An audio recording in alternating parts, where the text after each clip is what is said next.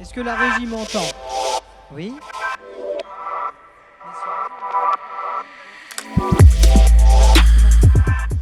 On vous entend bien? Tout va bien pour tout le monde? C'est bon? Alors, bonjour à toutes et à tous. Je suis donc Jonathan, journaliste à l'hebdomadaire La Semaine. Et ce matin, nous sommes avec Fana Disler. Bonjour Fana. Enseignante-chercheuse à l'IAE Metz School of Management. Vous avez notamment créé en 2018 la chaire EUREM pour European Real Estate Management. À mes côtés aussi, Nathalie Gardès. Bonjour. Bonjour. Donc, vous êtes maître de conférence à l'Université de Bordeaux. Vous êtes responsable de l'axe recherche sur le numérique de l'Institut de recherche en gestion des organisations et de la licence métier de l'immobilier, mention transaction et commercialisation de biens. J'ai tout fait. Parfait. Et enfin, donc, monsieur Jean-Marc Torolion, vous êtes... Bonjour. Bonjour. Vous êtes notamment l'ancien président de la FNAIM, la Fédération nationale de l'immobilier, et vous êtes donc le parrain de la chaire EUREM créée par madame Disler. Alors, nous sommes ici dans le cadre de la présentation de l'ouvrage alors on peut le montrer peut-être, voilà. Entreprendre dans l'immobilier, spécificités et opportunités d'un secteur en pleine mutation. Donc, c'est vous, madame Disler, qui coordonnez l'ouvrage et vous avez tous les trois participé à sa rédaction. Alors, peut-être qu'avant de rentrer dans le vif du sujet, on pourrait s'arrêter sur la crise de l'immobilier qui frappe de plein fouet, qui est au cœur de l'actualité. Donc, ça touche les promoteurs, les acteurs du BTP. Il y a des répercussions sur le marché de la location, sur le marché de l'ancien. Monsieur Torolion, on est dedans jusqu'au cou, là. Oui, alors on vit la fin d'un cycle, assurément, un cycle qui a été exceptionnel quand même pendant 5 ou 6 ans, et ce d'autant plus qu'on a malgré tout traversé la Covid et que ça n'a eu aucun impact en réalité sur le marché post-Covid. Mais là, pour le coup, nous avons la conjonction assez exceptionnelle, il faut le dire, d'une crise immobilière qui est mondiale. Elle n'est pas propre à la France, qu'elle concerne aussi bien l'immobilier commercial que l'immobilier d'habitation, et qu'elle concerne par ailleurs aussi bien le marché de l'ancien que le marché du neuf. Donc cet aspect-là est très inquiétant parce qu'au fond, il traduit peut-être une crise sur cette valeur et en tout cas une crise de confiance. Alors, la crise de confiance, elle dépendra des banquiers, et on sait que c'est déjà le cas, on sait que le financement est restreint, on sait que l'apport personnel est plus important. Il faut aussi que l'on ait conscience que, paradoxalement, on est presque en plein, on n'est pas en plein emploi, mais on a quasiment une situation de l'emploi assez exceptionnelle, donc les besoins de logement sont conséquents. On a eu une période où les Français ont beaucoup épargné, et ils continuent énormément d'épargner. Et il n'est pas inintéressant, dans la table ronde précédente, de constater que beaucoup d'achats se font comptant. Mais soyons clairs, les primo-accédants qui représentaient 52% des accessions en France, aujourd'hui, ne peuvent plus accéder à ce niveau de prix, au regard des taux, au marché. Il faudrait en fait que les prix baissent quasiment de 25% pour qu'on retrouve une solvabilité qui puisse permettre d'absorber la hausse des taux. C'est ce que j'appelle l'effet ciseau. Les vendeurs sont ici, les acquéreurs ne peuvent être que là, et tout le monde se regarde. C'est l'acquéreur qui va gagner. Sauf que les vendeurs, eux, ont le choix de vendre ou de se retirer du marché, et c'est ce qu'on constatera. Et je finis par quelque chose de très important, c'est quand même la rénovation énergétique. L'enjeu de l'interdiction de location pour tous les logements F ou G d'ici 2025, 2028 et pour les E 2034. Et là, on crée vraisemblablement un marché de l'attrition de l'offre locative, particulièrement au milieu urbain, qui est extrêmement dangereux pour nos candidats locataires. Donc il y a aussi une responsabilité gouvernementale. L'offre sociale ne pouvant y répondre naturellement parce qu'elle est aussi confrontée au même problème. À court terme ou à moyen terme, au moins, il y a des motifs d'espoir quand même. Quand vous avez le propre de la barbe grise et des cheveux blancs, si vous voulez, et surtout d'avoir été un chef d'entreprise dans l'immobilier, c'est d'avoir connu des cycles. J'ai connu 1990, où d'un seul coup, sur un marché spéculatif, tout s'est arrêté. J'ai connu 2007-2008, qui a été une crise extrêmement sérieuse, où on n'a eu aucune aide, et qui a repris à partir de 2011. Donc évidemment que tout ça peut changer et changera. Je ne pense pas avant 2 ans, Mais en attendant, il faut gérer. Et surtout, ce qu'il ne faudrait pas, c'est que derrière la notion d'activité, de marché, de logement, il ne faudrait pas quand même que derrière, on ait une crise sociale. C'est-à-dire que le logement, ça reste quand même quelque chose de déterminant, à la fois pour le développement d'un pays, pour le bien-être social, pour le fait qu'on puisse dignement vivre dans ce pays. Donc il faut faire attention quand même là. Hein. Voilà. Alors peut-être que maintenant on peut en venir justement au sujet du livre. J'en rappelle le titre, Entreprendre dans l'immobilier, spécificités et opportunités d'un secteur en mutation. C'est un ouvrage très universitaire, il y a une méthodologie précise. Comment vous avez procédé pour travailler? Je pense notamment à vous, Madame Dissler. Et voilà, comment vous avez fait? Quelle est la vocation de cet ouvrage? Merci. En fait, c'est un ouvrage qui a été produit par la chaire IREM. Je vais présenter très rapidement ce qu'est une chaire. C'est un lieu d'échange où on met autour de la table les acteurs et les décideurs d'un secteur d'activité. Donc pour nous, c'est le secteur de l'immobilier. Et le but, c'est de co-construire les actions de formation et de recherche pour accompagner notamment les acteurs et les entreprises dans les mutations écologiques, sociologiques, technologiques que traversent les métiers de l'immobilier. Et c'est vrai que quand nous avons lancé cette chaire en 2018, nous avons eu une oreille attentive de la part de Jean-Marc Torolian, qui présidait à l'époque la FNIM et qui était sensible à cette place centrale de la formation et qui a d'ailleurs accepté de parrainer la chaire, et je l'en remercie pour cela. Et voilà, donc en fait, si vous voulez, vous demandiez la méthodologie. L'idée, c'est d'être dans une logique vraiment de coopération, de co-construction et de regard croisé entre les universitaires et les professionnels pour produire des connaissances à destination du monde de l'immobilier et aussi de nos étudiants. Parce que derrière, il y a 350 étudiants hein, que porte donc cette chaire, répartie un peu partout, à Metz, à Paris, à Rouen, au Luxembourg. Donc ça leur sert aussi de manuel, en fait, hein, les ouvrages que nous produisons. Madame Gardès, vous voulez ajouter quelque chose peut-être? Oui, alors sur la méthodologie, donc au-delà de ce qui a été dit, effectivement, en fait, le but quand même, c'est d'accéder à un public large, à la fois des étudiants, bien sûr, mais aussi des professionnels, mais tout en restant dans une construction scientifique. Et c'est là qui est le vrai deal, entre guillemets, et puis aussi défi, parce que quand on est universitaire, c'est vrai que c'est très codé, très académique, ça peut être très abscon, ça peut être aussi difficile d'accès. Et donc, c'est une vulgarisation, mais qui reste quand même dans une démarche où, quand on dit des choses, qu'on les affirme, sous preuve du contraire, c'est quand même construit scientifiquement. Donc, je vais parler juste en 2 minutes de mon chapitre. C'est vrai que la proposition de valeur digitale à travers l'analyse du Market Center, il y a eu 2 choses. Je m'étais appuyée sur des travaux quantitatifs que j'avais réalisés. Mais ensuite, eh bien, je me suis connectée à Christian Fabre, donc le directeur des Market Centers, pour faire une étude de cas. Voilà. D'accord. Alors, de façon très pragmatique, peut-être maintenant, est-ce que c'est le moment d'entreprendre dans l'immobilier? Alors, je ne sais pas qui veut prendre la parole, n'hésitez pas. Madame Gardès, allez-y. Allez, j'y vais. Je crois que toute crise est source d'opportunités.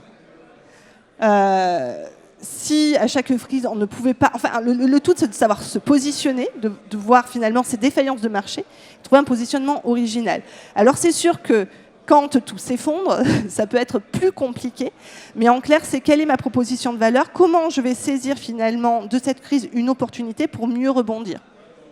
Alors, dans la préface, Monsieur Torolian, vous dites, je vous cite, hein, que l'une des caractéristiques de l'immobilier est que la taille de l'entreprise n'est pas un critère de viabilité. Ça signifie que c'est un secteur très libre, on peut créer sa TPE, on peut créer une PME, un grand groupe, pourquoi pas, ou une micro-entreprise. Oui, c'est tout à fait ça. C'est tout à fait ça. C'est-à-dire que, vous savez, quand vous êtes président d'une fédération, vous l'êtes parce que vous aimez naturellement les métiers, sur votre métier, vous aimez les valeurs qu'elle incarne, mais par-dessus tout, vous aimez les gens, les femmes et les hommes qui sont à la tête des entreprises qui composent notre paysage entrepreneurial. Donc moi, j'aime les chefs d'entreprise. Et la caractéristique de nos métiers, pour l'instant en tout cas, c'est qu'il n'y a pas forcément, notamment en transaction, une grande intensité capitalistique. d'ailleurs c'est souligné dans cet ouvrage, ce qui est un peu différent en gestion locative et en syndic, et que la notion finalement d'argent au départ pour se lancer et de taille, elle n'est pas si déterminante que ça. Elle n'est pas si déterminante que ça. Et c'est un métier qui est encore assez facile d'accès en réalité, tant même sur le plan réglementaire, contrairement à ce que pense l'autorité de la concurrence, que sur le plan capitalistique. Et la fédération que j'ai eu l'honneur de diriger, 50% de ses adhérents faisaient moins de 300 000 € de chiffre d'affaires. Ça peut être un atout comme ça peut être une faiblesse. Mais c'est une réalité.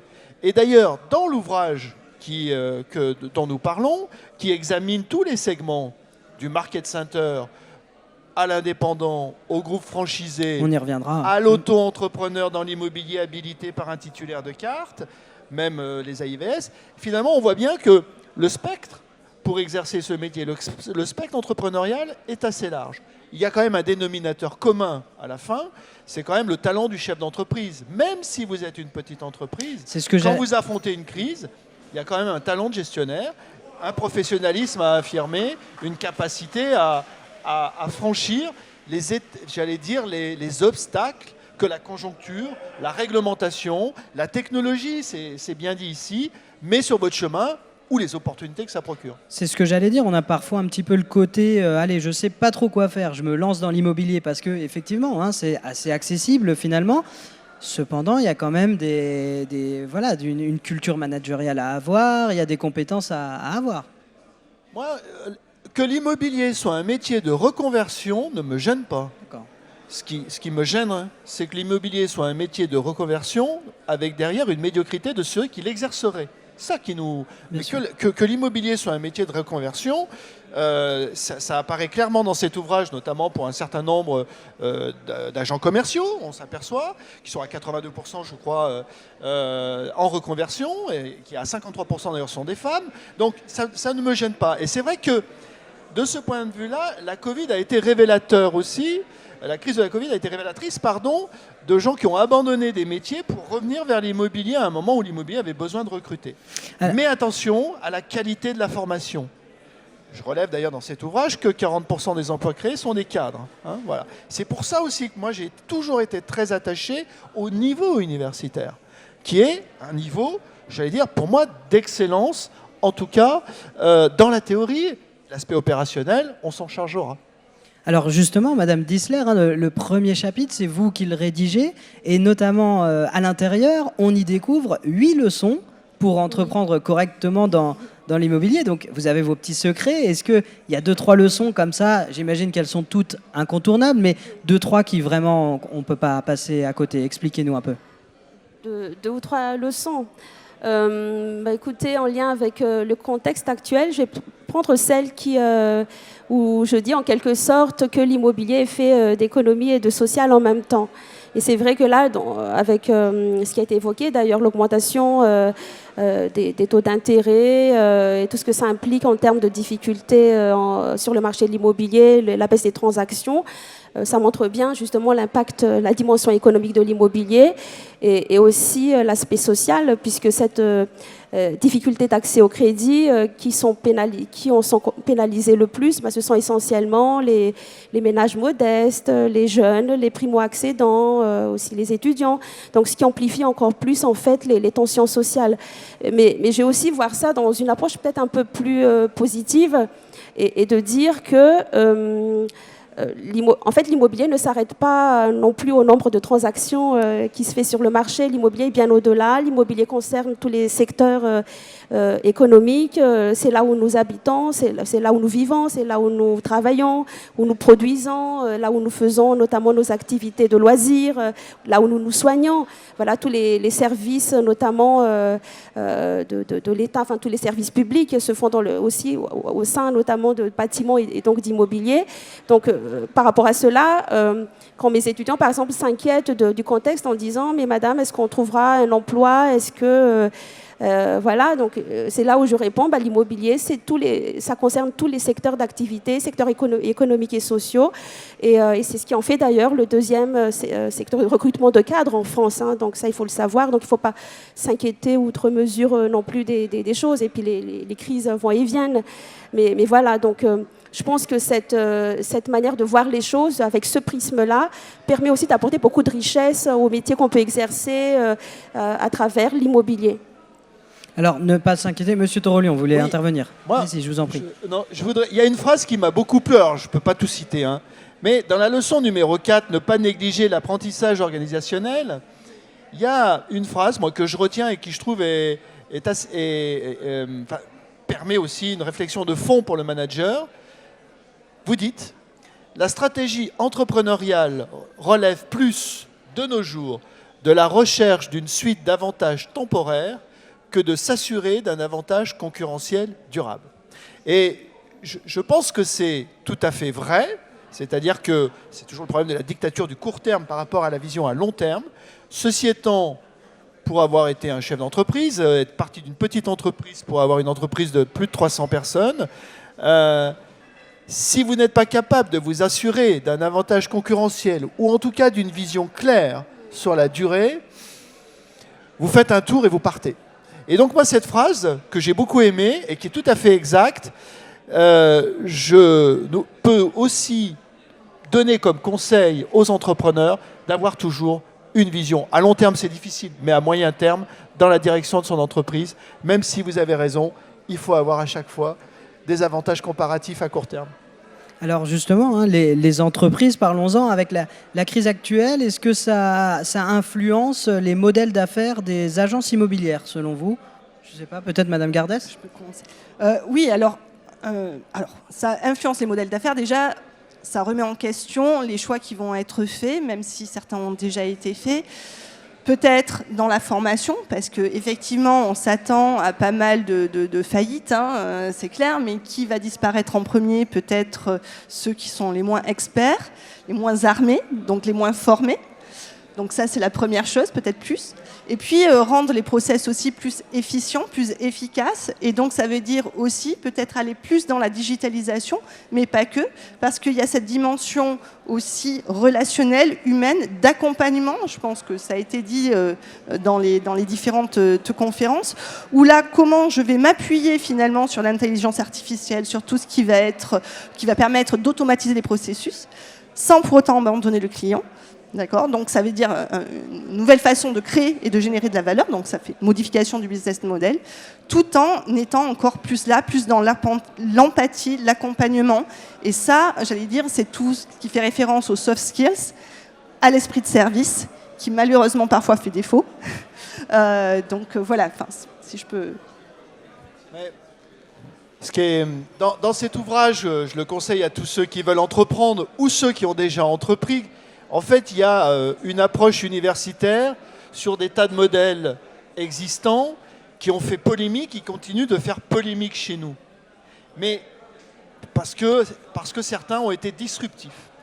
Mais concernant l'étude des market centers que vous avez effectuée, qui est remarquable, je pense que vous avez pris aussi en considération des aspects sociologiques d'une partie de la population qui souhaite être maître de sa propre activité, de son temps, de la façon dont elle travaille, et qui a trouvé dans nos agences, dans des organisations différentes, type réseau de mandataires ou market center, qui a trouvé des débouchés sur ces aspirations-là. Il y a eu cette rencontre, finalement, entre une aspiration de l'auto-entrepreneur, de l'entrepreneur, et des aspirations de certains modèles.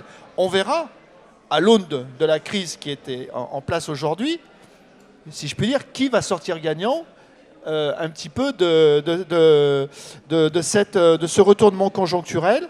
Mais c'est très intéressant. Et vous pointez effectivement du doigt quelque chose qui est nouveau, enfin qui transforme nos métiers, c'est les nouvelles technologies. La nouvelle technologie, c'est la signature à distance, c'est le digital, c'est le fait de pouvoir relancer ses clients en automatique, c'est une nouvelle façon de présenter nos affaires, une nouvelle façon aussi à distance de diriger des collaborateurs avec tous les outils que l'on a mis en place. Et ça, il faut l'absorber dans nos organisations, le restituer positivement aux clients et l'ouvrage le souligne, avoir toujours une très haute, j'allais dire, considération des collaborateurs et des collaboratrices de nos agences pour qu'ils se sentent bien et rassurés. Je vais rebondir effectivement sur la notion de symétrie des attentions. On sait très bien que la satisfaction du client dépend de la satisfaction du collaborateur. Et donc cet aspect bienveillance à l'égard et investir sur l'expérience collaborateur, elle est déterminante pour l'expérience du client. Et ça, c'est vrai que parfois c'est considéré, parfois non, mais c'est un très gros enjeu en tout cas pour les agents immobiliers, surtout face aux incivilités de certains clients, face à la pression et face à l'exigence de l'esprit de service qui demande d'aller au-delà du script de ses missions, parce que c'est ça en fait, et ça veut dire donner de sa personne, et si derrière on n'a pas un management bienveillant, un accompagnement, et une expérience en collaborateur soutenue, ça va au carton, on va dire. Alors, Monsieur Torolion, vous avez employé un mot très intéressant tout à l'heure, figital. Alors, je crois que c'est aussi l'objet du chapitre 4, Madame Gardès. Alors, est-ce que vous pouvez nous expliquer un petit peu ce que c'est que cette notion de figital ? Alors, le figital, c'est le fait d'insérer des technologies en fait au sein d'un point de vente. Bon, en l'occurrence, là, on parle d'immobilier, donc on parle de l'agence immobilière. C'est cette idée de dualité des mondes, donc à la fois connecter le physique avec le digital, l'imbriquer pour faire revivre la meilleure expérience au client. Rassurez-nous, le physique reste important quand même. Le physique, le point de vente est fondamental, surtout dans le secteur des services. Parce qu'un service, c'est quelque chose qui est immatériel, où on ne peut éprouver la qualité d'un service qu'à partir du moment où on l'a expérimenté. Et donc, le client va ancrer sa perception de la qualité sur des éléments physiques, à savoir le point de vente, son degré d'équipement, son atmosphère, etc. Donc, c'est quelque chose qui va énormément rassurer. Et puis après, si on parle de réclamation client, eh bien, un point de vente physique, eh bien, on sait qu'à un moment donné, quand on n'est pas content, on va pouvoir y aller. Voilà. Et ça permet d'ancrer la relation et ça permet de faire vivre quelque chose au client et notamment le rassurer. Il y a autre chose qui transparaît aussi dans l'étude, c'est que le point de vente physique, il est aussi rassurant pour les collaborateurs. Il y a un besoin de communiquer. Et d'ailleurs, on voit bien que ceux qui ont misé sur le figital à distance pur ont tendance à réouvrir des centres dits de formation en ville. Certains le sont. On en a fait condamner certains qui n'étaient pas tout à fait, qui ne respectaient pas la loi. Mais ce qui est intéressant, c'est la démarche. Et dans la démarche, il y a bien ce besoin d'avoir le point physique de liant pour les collaborateurs et impulser d'ailleurs la culture d'entreprise. Alors, si on en revient un petit peu à l'ouvrage, Madame Dissler, vous vouliez ajouter quelque chose peut-être ? Donc, si on en revient à l'ouvrage, il y a une large partie qui est consacrée à 3 modèles d'agence. On a donc l'indépendant, on a celui qui adhère à une franchise et on a l'agence digitale. Je suis un jeune entrepreneur dans l'immobilier. Vers quoi je me tourne ? J'imagine qu'ils ont tous leurs avantages, leurs inconvénients. Il y a un modèle parfait ? Je t'en prie, vas-y. Non, vas-y, je t'en prie. Alors, il n'y a pas de modèle parfait. En fait, le modèle parfait, c'est celui qui convient au client. Donc, il y aura autant de modèles qu'il y a de clients en attente d'une certaine proposition de valeur et d'une certaine expérience client. Pour certains qui sont à distance, en autonomie, eh bien, certains modèles vont réussir. Donc, le tout, c'est de savoir quel est ce marché, cette cible. Et puis, il y a ceux qui ont besoin de services d'accompagnement haut de gamme, qui valorisent le point de vente. En fait, il n'y a pas j'allais dire, les modèles qui survivent sont en fonction de leur réponse aux attentes et besoins des clients. Allez. Enfin, moi, je pense qu'il y a aussi les besoins des clients, mais il y a aussi, j'allais dire, la profonde appétence de l'entrepreneur. C'est-à-dire que moi, alors je vais prendre mon cas, j'en fais pas un cas d'école, mais il y a plein de cas individuels qui sont étudiés, donc après tout, moi, je suis parti d'une entreprise familiale de 6 personnes. J'ai connu cette entreprise familiale dans laquelle je suis rentré à l'issue de mes études universitaires. Et cette entreprise familiale, elle pratiquait les 3 métiers. Premier point. Si vous voulez faire les 3 métiers, il y a des modèles que vous ne pouvez pas prendre, déjà. Ces 3 métiers, ensuite j'ai racheté cette entreprise familiale, je me suis associé et j'ai fait de la croissance. Je suis passé à un moment donné par un réseau de franchise pour notamment la transaction. Ça m'a amené énormément en transaction. J'avais une mentalité d'administrateur de biens, je n'avais pas une mentalité de manager d'équipe commerciale. Mais à un moment donné, j'ai estimé que le réseau de franchise ne me permettait pas de faire le développement que je souhaitais aussi, c'est-à-dire d'être libre territorialement, d'aller où je veux, de racheter, etc. Et ensuite, j'ai développé par de la croissance externe et la croissance organique. Donc, qu'est-ce que le chef d'entreprise ressent au départ? Quel est son projet d'entreprise? Et puis, les choses évoluent dans le temps, comme je viens de l'illustrer, parce que vos aspirations entrepreneuriales peuvent changer. Il y a des choses aussi qui s'offrent aujourd'hui qui n'existaient pas. Par exemple, vous êtes aujourd'hui un excellent commercial et vous voulez avoir quasiment la capacité de fonder votre propre petite entreprise dans une agence type Market Center en ayant une méga team, même si je suis dubitatif sur la légalité de la démarche, mais ce n'est pas le sujet, puisqu'on est on fait de la science. C'est des choses qui n'existaient pas quand moi j'ai débuté le métier, qui permettent aujourd'hui une opportunité où on joue sur les deux tableaux d'ailleurs. Donc voilà, il y a comme ça une offre, j'allais dire, qui s'est élargie.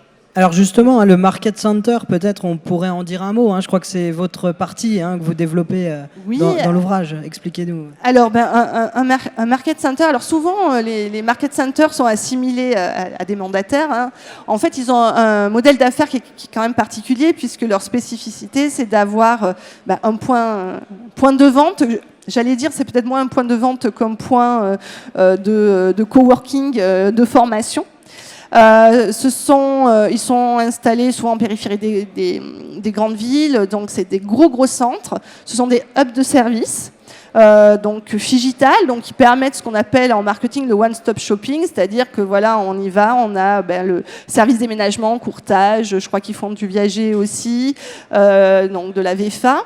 Et donc ça c'est sa force d'être vraiment un hub de service, c'est Figital, donc qui répond à ce besoin d'autonomie. Ils sont ouverts H24, ils permettent aussi la rencontre des collaborateurs, leur soutien aussi, parce que c'est un métier où, notamment en cas de crise, parfois le moral des troupes est assez bas. Et donc, il y a cette émulation, en fait, cette espèce qui est la force du Market Center. Et puis, ils sont très digitalisés, avec un modèle aussi de gouvernance participatif, interdépendant, qui fait leur force aussi. Et ce que me disait M. Torolion, il permet cette profondeur de carrière, c'est-à-dire qu'on rentre agent et si on marche bien, on peut faire ses méga teams. Et puis aussi, si on a vraiment des ambitions entrepreneuriales, un Market Center, ça peut être manager une centaine de collaborateurs, donc avec des réflexions stratégiques, des enjeux RH qui sont différents que être directeur d'une agence, souvent qui est de 2 ou 3 personnes. Donc voilà, donc c'est une force. Donc c'est vrai qu'ils sont jeunes à être arrivés sur le marché français. C'est quand même Keller Williams, c'est la première marque de franchise à l'international. On ne sait pas s'il va vraiment pouvoir percer sur le secteur français. C'est encore trop jeune pour se prononcer. Il y a quand même une culture d'entreprise assez forte, cet esprit de service qui veut défendre, mais qui parfois s'affronte au modèle français qui n'est pas toujours... Leur point fort, c'est aussi la formation. Il y a des enjeux. J'imagine que pour les universitaires que vous êtes, ça vous parle peut-être, Madame Disler? La formation? Oui. Oui, justement en parlant de modèles d'affaires et tout ça, là nous avons fait le constat cette année de nos jeunes diplômés qui s'orientent vers quelques-uns, donc c'est en ça qu'on s'est dit, tiens, il y a effectivement un créneau à prendre, qui s'orientent vers la diversification des services proposés, donc au-delà des métiers classiques de gestion, transactions et syndic, vers l'accompagnement en matière de rénovation énergétique. Et là, il y a vraiment, on s'aperçoit, ils veulent y aller, ils sentent qu'il y a un vrai créneau à prendre, un marché à prendre en matière de conseil, en matière de développement de partenariat avec les artisans. Et c'est vrai que là, on n'est pas tant dans la réflexion digitale ou pas digitale, mais aussi c'est le besoin. En fait, les business models s'adaptent, je pense aussi, aux besoins qui émanent des différentes injonctions que nous subissons. De toute façon, la formation, et ça pour avoir conduit une étude récemment, c'est le fondement de la performance. Voilà. Alors, ça n'explique pas tout, mais c'est le fondement de la performance. Si vous n'êtes pas formé, vous ne pouvez pas être performant. Monsieur Torolion, vous vouliez ajouter? Oui, je pense qu'il y a quelque chose sur lequel on a, même dans cet ouvrage d'ailleurs, on n'a pas assez insisté, même s'il y a une allusion notamment dans l'article, dans la contribution de M. Dissler. C'est la notion de rémunération qui a été totalement chamboulée par l'arrivée des nouveaux modèles. Alors, aussi parce qu'on a eu une crise du recrutement. C'est vrai qu'on a eu un marché qui est passé de 850 000 transactions à 1 200 000 transactions, et d'un seul coup, les professionnels ont accru à la fois leur part de marché et sur des volumes importants. Et à ce moment-là, les modèles qui sont ici étudiés, on parle des réseaux de mandataires et des markets, ont été disruptifs sur le fait qu'ils rétrocédaient à leurs collaborateurs indépendants des pourcentages qui étaient hors normes par rapport à ceux qui étaient pratiqués, j'allais dire, par le secteur des agences indépendantes, parce qu'un franchisé est un indépendant aussi, donc des agences indépendantes, et ce type de modèle. Et l'impact a été redoutable en réalité, parce qu'il a obligé sur ces modèles-là à avoir une massification des forces de vente au regard de la masse de contributions qui a été reversée, et il a déstabilisé les agences traditionnelles qui fonctionnaient normalement avec leur équipe et qui finalement se sont vues en face avec des modèles qui étaient très concurrentiels par rapport à leurs propres collaborateurs et susceptibles de les débaucher. Et moi j'ai vu des confrères perdre leur équipe de vente, donc effectivement être dans une situation assez dramatique et très en colère au fond par cet aspect. Et ça, je pense qu'il va falloir qu'on l'étudie dans le temps pour voir ce que cela va rendre d'un point de vue économique, et même on est bien dans une confrontation de modèles on va dire d'une politique de marque, employeur, et on est à un moment assez charnière là-dessus. Alors, tant mieux pour la profession. Il est cité l'observatoire que la FNAM avait fait sur l'observatoire des agents commerciaux que nous avions mis en place. Il a été démontré que nous avions un niveau de rémunération de nos collaborateurs qui était assez remarquable par rapport à la moyenne des autres professions. Nous sommes attaqués aujourd'hui sur le niveau de nos honoraires, donc ça interpelle quand même. Mais voilà, il y a quand même là, à mon avis, demain, il y aura un vrai sujet d'étude scientifique sur cette redistribution de la valeur ajoutée qui a été assez révolutionnaire pour nos indépendants. La deuxième chose, et je finis là, c'est que, c'est souligné malgré tout, c'est que le développement des modèles dont nous parlons à l'instant, il a été dû à une croissance du marché, mais il a été dû, même si je ne me suis pas toujours fait des amis quand j'ai dit ça, à l'inertie de ceux qui étaient en place.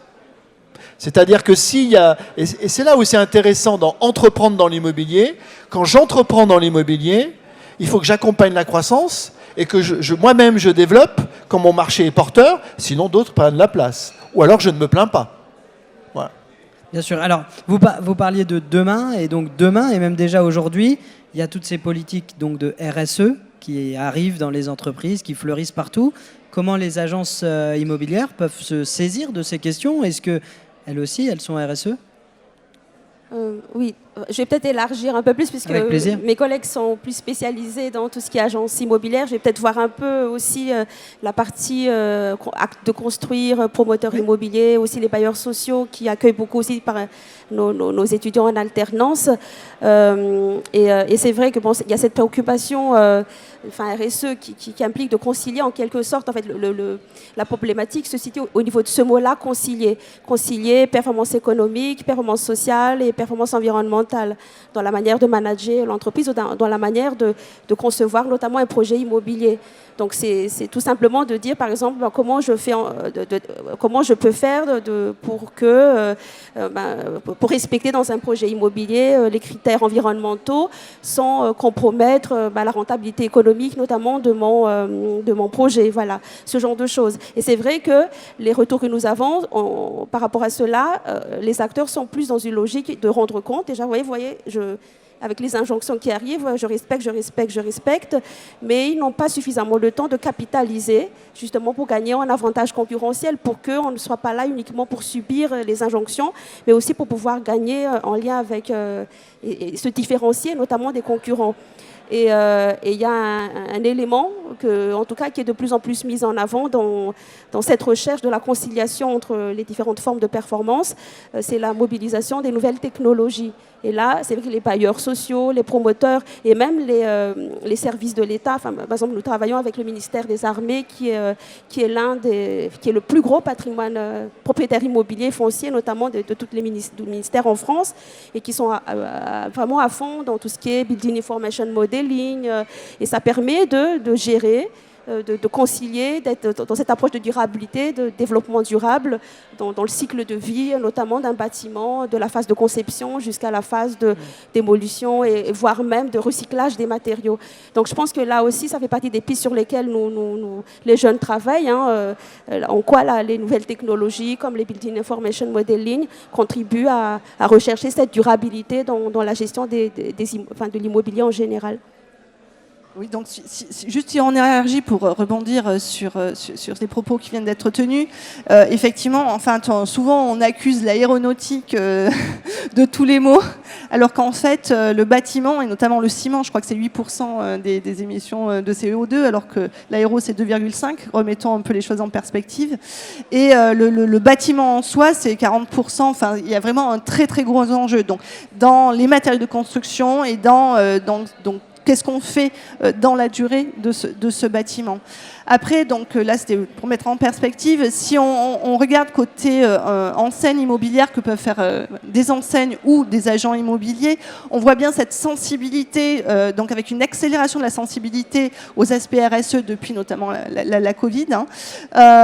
C'est quand même quelque chose, enfin, ça fait partie des valeurs qui sont recherchées par les clients. Donc effectivement, aujourd'hui, on ne choisit pas encore son agent immobilier en fonction de son positionnement RSE, mais pourquoi pas demain?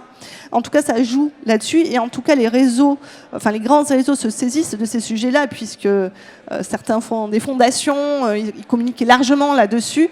Et donc, ça crée une image et donc une préférence à la marque. Et on peut anticiper que demain, effectivement, ce sera important. Pour une agence, je veux dire, à son niveau local, elle peut s'engager dans des actions citoyennes. Enfin, je veux dire, il y a jouer sur l'inclusivité, jouer sur le durable. Voilà, nos agents immobiliers à vélo. Enfin, il y a tout un tas de choses qui peuvent être et différenciants. Peut-être une dernière question avant de vous libérer. C'est vrai qu'il y a aussi toutes ces questions liées à la blockchain. Comment est-ce que l'immobilier peut se saisir de la blockchain? Est-ce que ça peut permettre une sorte d'immobilier papier? Qu'est-ce que ça apporte, la blockchain, à l'immobilier? Alors, je pense qu'on est encore dans le conceptuel par rapport aux aspects opérationnels. Ceci étant, moi j'avais déjà décrit ce que serait demain la façon dont on serait titré en France de son titre de propriété. Je pense que dans 5 ou 6 ans, on pourra être titré quasiment en 15 jours, sans attendre 3 mois pour signer des actes authentiques.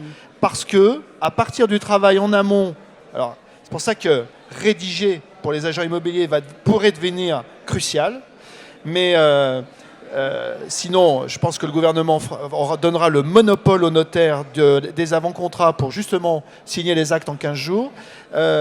C'est-à-dire qu'à partir de l'avant-contrat et à partir de l'historique connu de chaque bien, notamment avec le carnet d'information du logement qui avait été obligatoire, avec l'ensemble de la data qui est accessible, eh bien je pense que demain, être propriétaire se fera grâce à la blockchain, c'est-à-dire à l'ensemble des éléments qui vont s'agréger en toute sécurité pour aboutir à l'acte final, pourra se faire en 15 jours. Ce qui risque de démonétiser 2 acteurs, peut-être l'agent immobilier, mais peut-être aussi le notaire.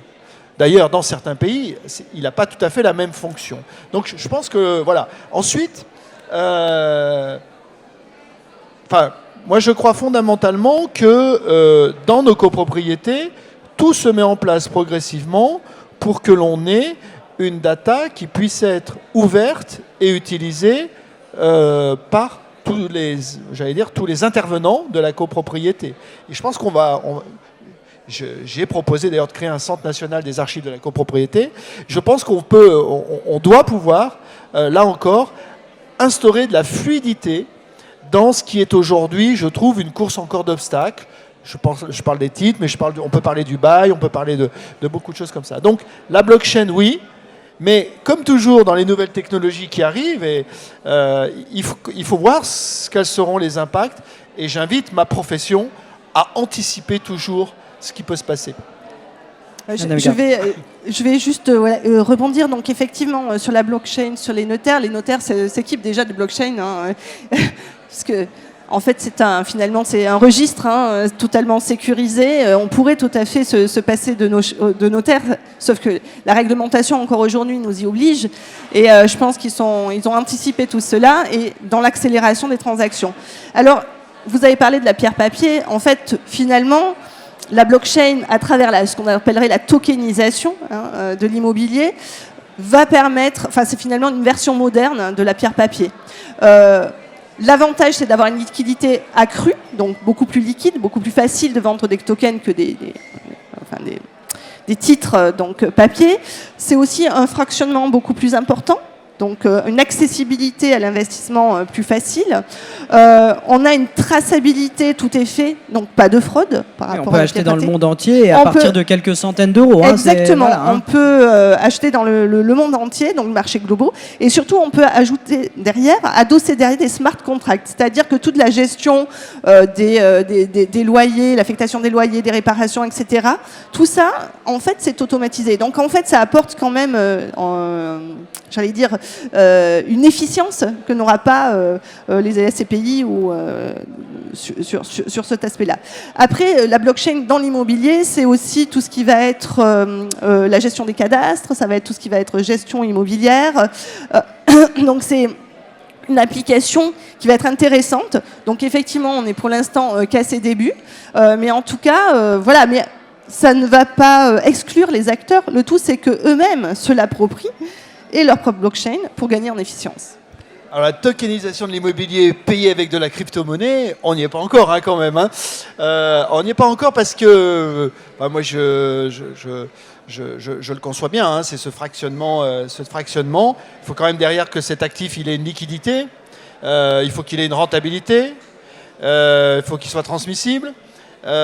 Et accessoirement qu'il y ait un affectif dessus. J'ai donné les 4 caractéristiques du placement immobilier et il n'y a aucune valeur comme ça. Donc il y a un apprentissage. Et je pense que, attention, je ne dis pas que ça ne va pas se faire. Je pense qu'il y a un apprentissage et que si demain nous sommes des intermédiaires dans la commercialisation d'une fraction tokenisée d'un bien immobilier, on pourra l'être. Mais n'oublions jamais qu'il y a un actif sous-jacent et que ce sous-jacent a une valeur et on le voit bien là. On voit bien d'ailleurs dans le marché de la SCPI les difficultés qu'il y a, les réévaluations qu'il y a des actifs, la diminution de ces valeurs et les aspects de rentabilité qui sont importants et qui exigent à la fin un professionnel quand même de la gestion, bien par sûr. exemple. Madame Dissler, je vous laisse le mot de la fin peut-être, un petit mot pour terminer sur cette présentation. Écoutez, le mot de la fin, ça va être un mot pour la chaire IREM, puisque c'est en l'occurrence, l'idée c'est de continuer dans cette logique d'être proche du monde socio-économique de l'immobilier afin de former les jeunes qui vont intégrer demain les métiers de l'immobilier, mais aussi ceux qui sont déjà en place, notamment les salariés déjà en place dans ce secteur. Donc c'est notre objectif, et d'être toujours connecté, ne pas garantir en quelque sorte aussi l'insertion professionnelle de nos jeunes qui sont diplômés dans nos filières. Voilà. Très bien. Mais écoutez, reste à me remercier tous les 3 pour cette conférence sur la présentation de l'ouvrage dont on peut rappeler le titre, bien sûr. Donc, entreprendre dans l'immobilier, spécificité et opportunités d'un secteur en mutation. Madame Dissler, c'est vous qui avez coordonné l'écrit et vous y avez donc participé dans la rédaction, tous les 3. Merci à vous tous et bon appétit. Merci beaucoup.